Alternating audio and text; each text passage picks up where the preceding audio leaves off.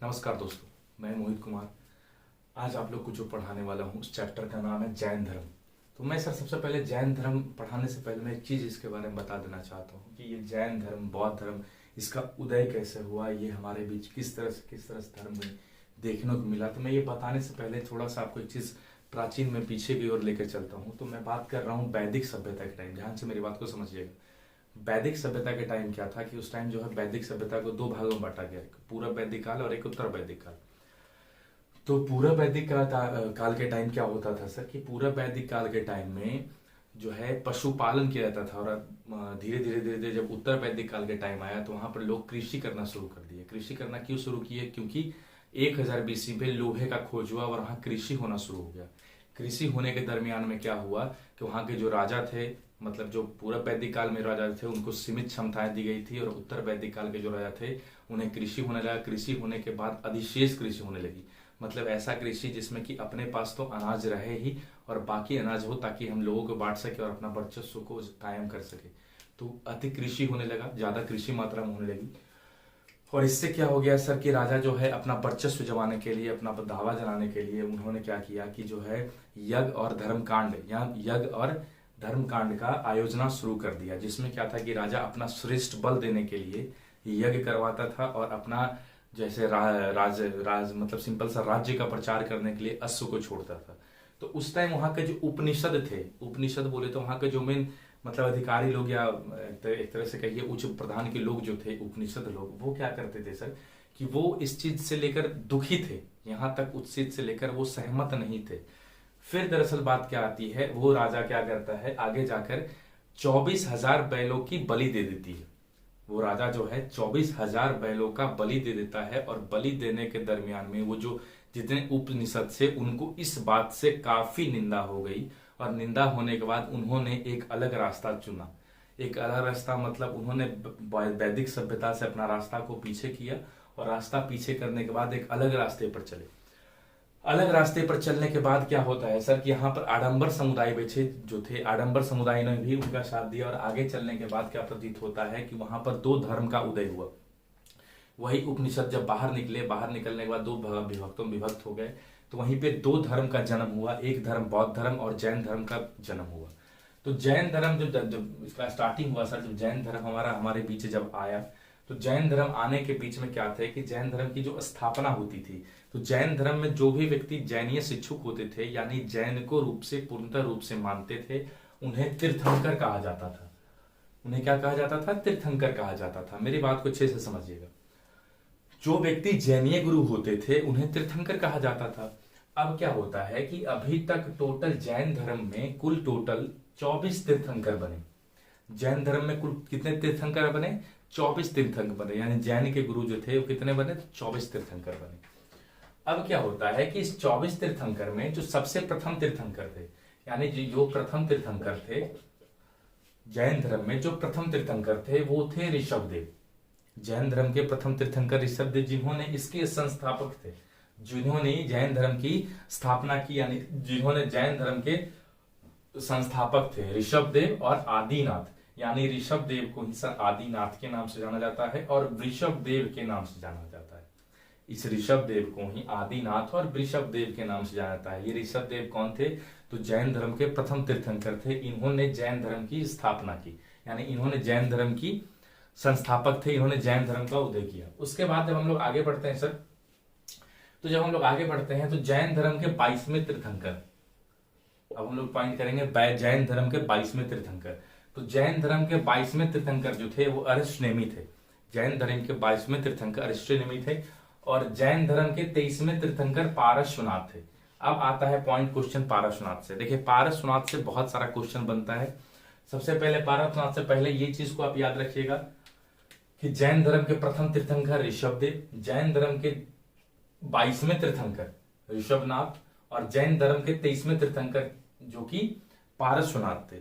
तो पारसनाथ से क्वेश्चन ये बनता है कि पारसनाथ अभी तक जितने भी तीर्थंकर बने, मतलब मेरा कहने का तात्पर्य है कि 1 से लेकर 23 तक अभी तक जितने भी तीर्थंकर बने, वो तीर्थंकर उस तरह कार्य नहीं कर पा रहे थे जिस तरह की कार्य महावीर स्वामी ने किया, और जिस तरह धर्म को बढ़ावा देने के महावीर स्वामी ने अपना एक तरह से पूरा योग्यता दिया। अब हम लोग आगे बढ़ते हैं सर। तो पारसनाथ से कुछ क्वेश्चंस क्रिएट होते हैं जिसको हम लोग को पता होना चाहिए। सबसे पहले पारसनाथ का जन्म कहाँ हुआ था? तो काशी में। पारसनाथ का जन्म कहाँ हुआ था? तो काशी में। काशी कहाँ? तो बनारस। बनारस कहाँ है? तो आपको पता ही होगा यूपी क्षेत्र में।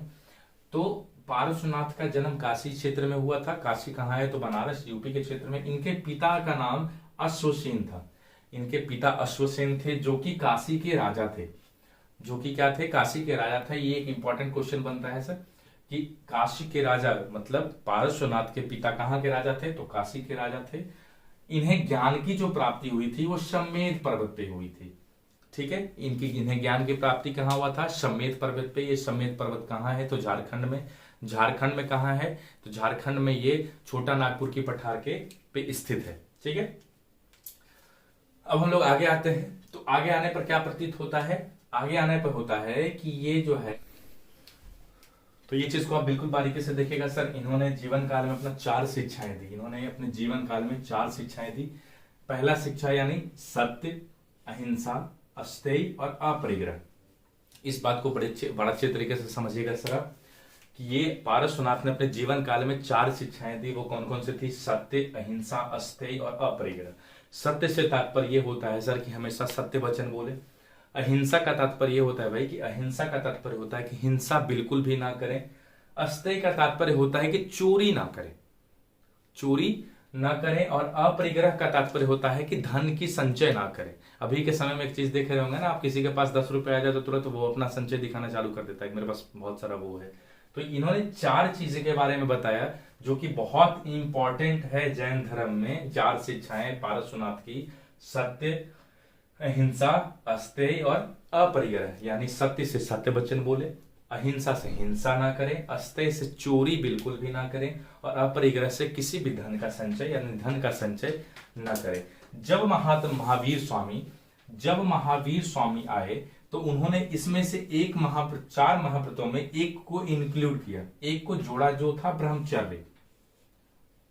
ये 4 शिक्षाओं में एक शिक्षा को जोड़ा जो शिक्षा था ब्रह्मचर्य। महावीर स्वामी के द्वारा एक शिक्षा जोड़ा गया था, जो शिक्षा कौन सा था? ब्रह्मचर्य की शिक्षा। तो पारसनाथ ने 4 शिक्षाएं दी। 5वां शिक्षा यानी महावीर स्वामी ने इसे दिया। मैंने ये एक लाइन से आपको बतलाया ये पृष्ठभूमि के रूप पर कि ये हमारा जैन धर्म का स्टार्टिंग पृष्ठभूमि है। जैन धर्म में कुल 24 तीर्थंकर बने। जैन धर्म के संस्थापक ऋषभदेव जो कि प्रथम तीर्थंकर थे। जैन धर्म के 23वें तीर्थंकर पारसनाथ, जिनसे क्वेश्चन बनता है क्योंकि ये सेकंड लास्ट थे और इन्होंने जो है अपने जीवन काल में 4 शिक्षाएं दी। इन्होंने अपने मतलब ये एक तरह से जैन धर्म को उतना हद तक बढ़ाकर लेकर गए जितना हद तक जैन धर्म जो है एक क्लियर वे में एक धार्मिक रूप से वहां तक पहुंच सकता था। तो ये पारसनाथ वहां तक किए। उसके बाद जो है इनका जन्म काशी बनारस में हुआ था। इनके पिता का नाम अश्वसेन जो काशी के राजा थे। इन्हें ज्ञान की प्राप्ति सम्मेद पर्वत पे हुई थी सर। ये सम्मेद पर्वत कहाँ है? तो झारखंड में है, याद रखिएगा। इन्होंने 4 शिक्षाएं दी, सत्य, अहिंसा, अस्तेय, अपरिग्रह और 5वां सत्य जो 5वां शिक्षाएं दिए वो महावीर स्वामी ने दिए। वो क्या दिए? तो वो दिए आपका ब्रह्मचर्य। ये पृष्ठभूमि से रिलेटेड कुछ पॉइंट्स थे जिसको हमने पढ़ा। अब हम लोग पढ़ते हैं महावीर स्वामी से रिलेटेड कि आखिर ये महावीर स्वामी कौन थे। जो कि महावीर स्वामी कौन थे?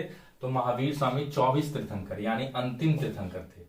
महावीर स्वामी कौन थे भाई सर? तो ये अंतिम तीर्थंकर थे। इस चीज को याद रखिएगा।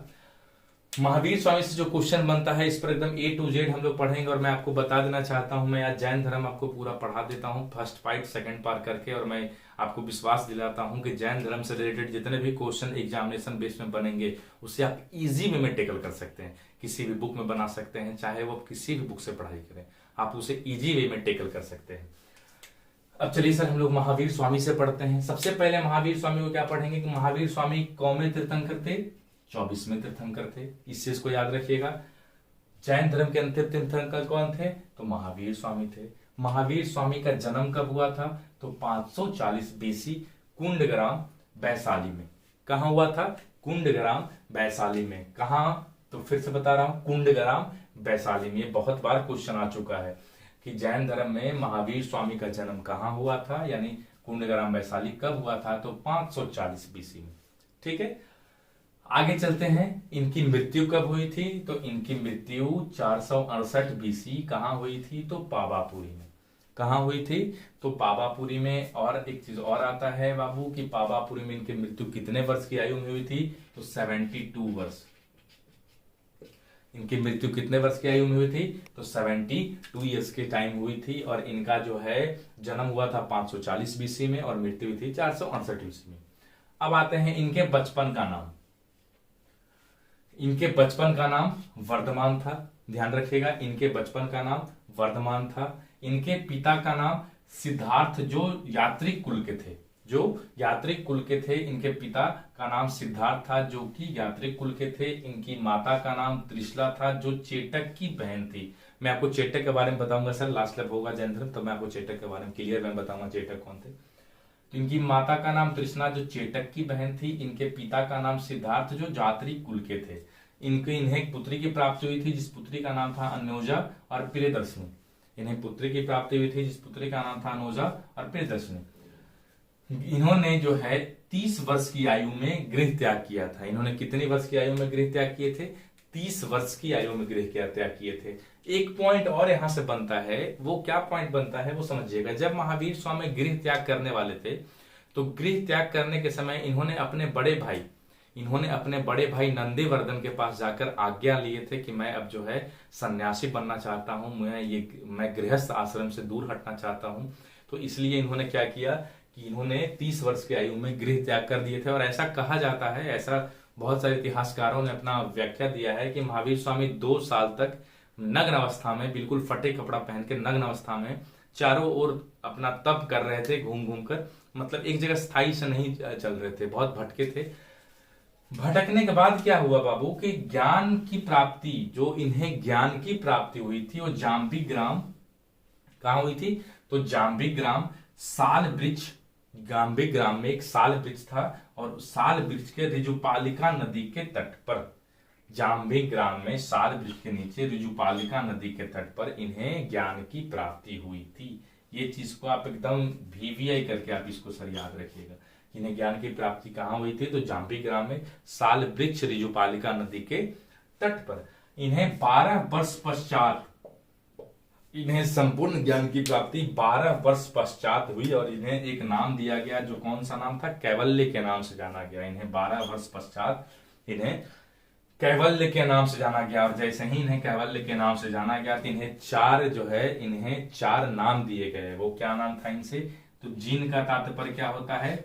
विजेता। इन्हें 4 उपाधियां प्राप्त थी। जिन का तात्पर्य होता है विजेता, अरिहंत्र का तात्पर्य होता है योगी, निर्ग्रंथ का तात्पर्य होता है बंधन रहित, और महावीर से तात्पर्य होता है साधना के प्रति समर्पण। ये 4 जो है इन्हें उपनाम दिए गए, इन्हें उपाधियां दी गई। इस चीज को आप अच्छे तरीके से याद रखिएगा। इन्हें जिन कहा गया यानी इन्हें विजेता कहा गया, इन्हें अरहंत कहा गया यानी इन्हें योगी कहा गया, निर्ग्रंथ कहा गया, इन्हें बंधन रहित कहा गया। उसके बाद इन्हें महावीर कहा गया क्योंकि साधना के प्रति ये बिल्कुल समर्पण थे। ये हमने महावीर स्वामी से कुछ रिलेटेड पॉइंट्स को पढ़े। अब हम इनके बारे में थोड़ा सा पढ़ते हैं कि इन्होंने उपदेश और अपनी शिक्षाएं कौन कौन सी उपदेश दिए और कहाँ सबसे पहले उपदेश दिए, कौन कौन सी शिक्षाएं दी, इनके बारे में हम लोग थोड़ा सा पढ़ेंगे आज। चलिए सर, तो थोड़ा सा हम लोग पढ़ते हैं उपदेश और शिक्षाएं। इन्होंने कौन कौन से उपदेश दिए और कौन कौन सी शिक्षाएं दी। तो इन्होंने जो प्रथम उपदेश दिया वो राजगीर में दिया। इन्होंने अपना प्रथम उपदेश कहाँ दिया? तो इन्होंने प्रथम उपदेश अपना राजगीर में दिया। इनके जो प्रथम शिष्य थे वो जामिल, जो कि इनके दामाद थे। ये भी एक बहुत पॉइंटेबल क्वेश्चन है, इसको भी आप ध्यान रखिएगा कि इनके प्रथम शिष्य जो जामिल थे और वो कौन थे? तो इनके दामाद थे। इन्होंने एक बात कही जो रियलिटी में एट अ प्रेजेंट टाइम भी अगर वो चीज को हम देखते हैं तो हमें ये बात सत्य दिखती है। वो क्या है? तो इस चीज को आप अच्छे से समझिएगा सर। कहते हैं ये कि संसार दुखमय है, संसार दुखमय है तथा दुख का कारण उसका कर्मफल है। संसार जो है वो पूरा दुख में डूबा हुआ है और इसका दुख का सबसे बड़ा कारण है कि दुख का कारण उसका कर्मफल है। आप जैसा कर्म करते हैं उस तरह का फल आपको प्राप्त होता है। ठीक है, तो इन्होंने एक वाणी रखी थी कि संसार दुखमय है तथा दुख का कारण उसका कर्मफल है। इस वाणी को आप अच्छे तरीके से माइंड में सेट करके रखिएगा कि संसार दुखमय है तथा दुख का कारण उसका कर्मफल है। ये महावीर स्वामी ने कहा और इससे मुक्ति पाने के लिए यानी इससे जो है निजात पाने के लिए, मुक्ति पाने के लिए इन्होंने त्रिरत्न का मार्ग बताया। इन्होंने किसका मार्ग बताया? त्रिरत्न का मार्ग बताया। वो त्रिरत्न कौन कौन से थे, मैं वो आपको बता देना चाहता हूं। सबसे पहले इन्होंने सम्यक दर्शन, सम्यक ज्ञान और सम्यक आचरण, इन्होंने त्रिरत्न का मार्ग बताया। वो कौन सा था? सम्यक दर्शन, सम्यक ज्ञान और सम्यक आचरण। सम्यक दर्शन का तात्पर्य यह होता है बाबू कि सत्य में जिसका विश्वास हो, यानी सत्य में बिल्कुल विश्वास करना चाहिए, ये होता है सम्यक दर्शन। सम्यक ज्ञान का तात्पर्य होता है कि जिसके पास वास्तविक ज्ञान हो, जिसके पास वास्तविक ज्ञान हो उसे सम्यक ज्ञान के रूप से बताया गया। और सम्यक आचरण यानी सुख और दुख में किसी भी व्यक्ति के साथ समान भेदभाव रखना चाहिए। यानी आप सुखी हैं, उसके उस टाइम भी हम आपके साथ उतना ही खुश हैं जितना कि हम आपके दुख में आपके साथ दुख है। तो ये चीज तीन है, ये तीन मार्ग बताए। वो किस लिए बताए? इन्होंने तीन त्रिरत्न बताया, इन्होंने मुक्ति के लिए तीन मार्ग बताया। वो कौन कौन सा था? सम्यक दर्शन, सम्यक ज्ञान, सम्यक आचरण। सत्य में विश्वास करना चाहिए, वास्तविक ज्ञान रखनी चाहिए और सुख दुख में सभी व्यक्तियों के साथ समान भेदभाव रखना चाहिए। एक चीज को और याद रखिएगा, ये 5 जो महाव्रत हैं, इन्हें 5 महाव्रत कहा जाता है। तो ये 5 महाव्रत में जो सबसे प्रधानता दी, जिस महाव्रत की सबसे ज्यादा प्रधानता दी महावीर स्वामी ने, यानी इस 5 महाव्रतों में अहिंसा को ये सर्वाधिक महत्व दिए। महावीर स्वामी ने इस 5 महाव्रतों में अहिंसा को सर्वाधिक महत्व दिए, सर्वाधिक प्रधानता दिए।